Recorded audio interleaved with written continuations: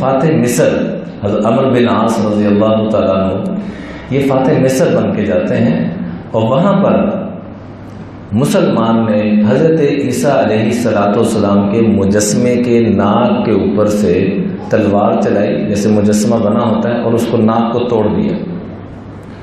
عیسائی حضرت عمرو بن عاص کے پاس آئے اور آ کے بہت زیادہ شور کیا کہ یہ آپ لوگوں نے کیا کر دیا، تو معذرت کی ان سے۔ خلیفہ وقت نے معذرت کی اور کہا کہ اس کو درست کروا دیتے ہیں۔ کہنے لگے نہیں، اس سے کام نہیں چلے گا۔ کہا اس سے زیادہ پیسے میں تمہیں دیتا ہوں، جس طریقے سے تم چاہتے ہو ویسا بنا لو۔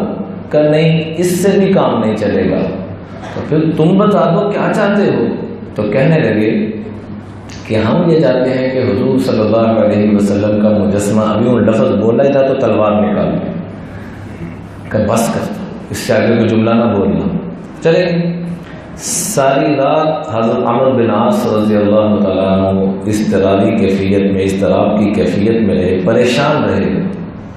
صبح کو سارے مسلمانوں کو اور عیسائیوں کو بلایا، جب سب اکٹھے ہو گئے تو تلوار نکالی، تو ان کے سانس خشک ہونا شروع ہو گئے، اور وہ یہ سمجھے کہ اب لگتا ہے سب کے سامنے ہمارا سر قلم کریں گے، لیکن سر قلم نہیں کیا، کفر کا سر قلم کر دیا پکڑ کے۔ ان کا نہیں کیا، عیسائیوں کا نہیں کیا، بلکہ عیسائیت کا سر قلم کر دیا۔ دونوں میں بڑا فرق ہے۔ ہم سر قلم کر رہے ہیں کافروں کا، کفر کا نہیں کر رہے۔ ہم سر قلم کر رہے ہیں ہندوؤں کا، ہندوت کا نہیں کر رہے۔ ہم سر قلم کر رہے ہیں یہودیوں کا، یہودیت کا نہیں کر رہے۔